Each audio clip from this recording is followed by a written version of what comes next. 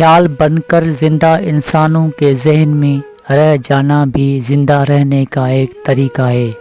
سکون آپ کی ذات سے باہر کسی جگہ کا نام نہیں بلکہ اسی جگہ کے اندر خوش رہنے کا نام ہے۔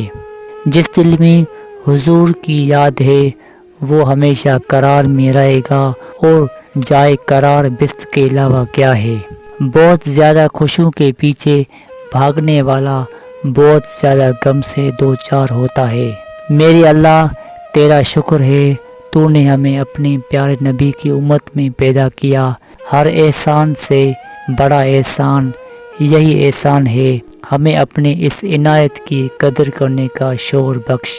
لوگوں کو معاف کر کے بے شک بے وقوف بن جاؤ، لیکن یہ سب سے بڑی دانائی ہے۔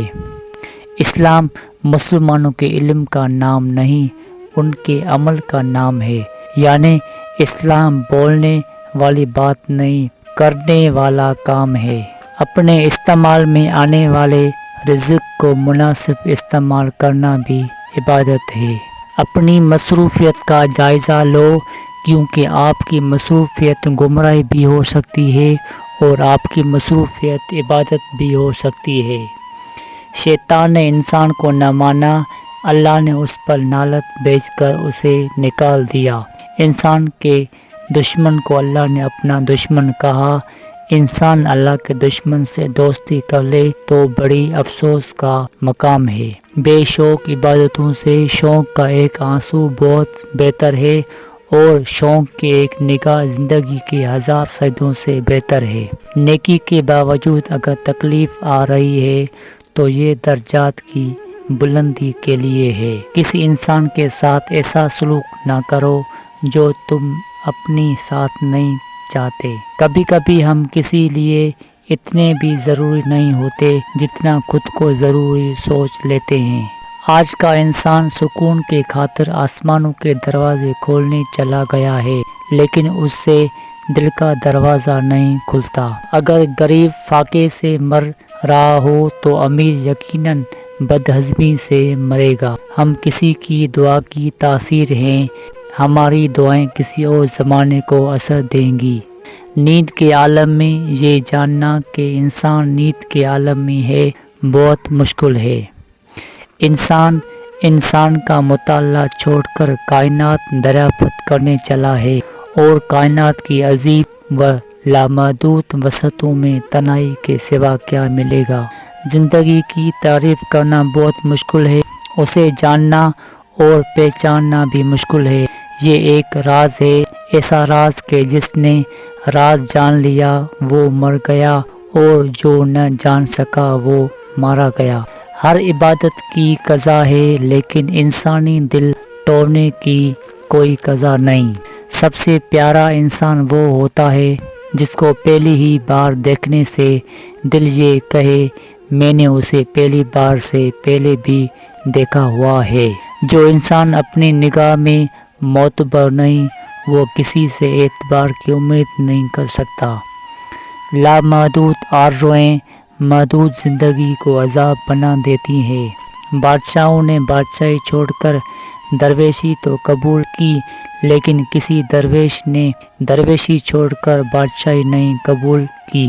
غصے میں سچ بولنا بڑا مشکل ہے، کیونکہ غصے میں انسان صرف جذبات بولتا ہے، سچ نہیں بولتا۔ اپنی ہستی سے زیادہ اپنا نام نہ پھیلاؤ، نہیں تو پریشان ہو جاؤ گے۔ بڑی منزلوں کے مسافر چھوٹے جھگڑوں میں نہیں پڑتے۔ ہم آرام کی آرزو میں بے آرام ہو رہے ہیں۔ گناہ ہر اس عمل کا نام ہے جو تمہارے لیے نقصان دہ ہے۔ غم کسی طرح کا بھی ہو، ہر انسان کے آنسو ایک جیسے ہوتے ہیں۔ کوشش سے نصیب نہیں بدلتا، کوشش کی داستان الگ ہے۔ جس نے بن مانگے عطا کیا، وہ مانگنے پر کیوں مایوس کرے گا۔ بے بس انسان کا سجدہ ہی اس کی بے بسی کا علاج ہے۔ اگر کہیں یہ شک بھی ہو جائے کہ یہ شخص اللہ کے قریب ہے تو اس شخص کے قریب ہو جاؤ۔ دنیا قدیم ہے، لیکن اس کا نیا پن کبھی ختم نہیں ہوتا۔ اللہ کا دیا ہوا غم صرف اللہ کے سامنے بیان ہونا چاہیے، جیسے معصوم بچہ ماں سے مار کھا کے ماں ماں ہی کہتا ہے۔ سوچنے والوں کی دنیا والوں کی سوچ سے الگ ہوتی ہے۔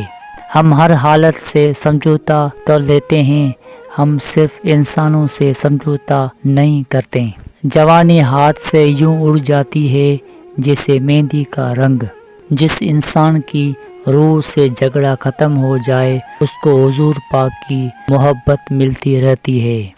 حاصل کرنا بڑی بات نہیں، حقدار تک نہ پہنچانا بہت غلط بات ہے۔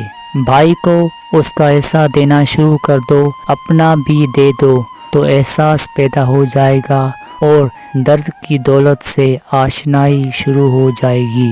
خوش نصیب ہے وہ انسان جو اپنی نصیب پر خوش رہے۔ اگر تم راستے جاننے والے ہو تو جو گمراہ ہے وہ تمہارے ذمہ داری بن چکا ہے۔ دعاؤں میں خلوص آنکھوں کو پرغم کر لیتا ہے اور یہی آنسو دعا کی منظوری کی دلیل ہے۔ توبہ جب منظور ہو جاتی ہے تو یاد گناہ بھی ختم ہو جاتی ہے۔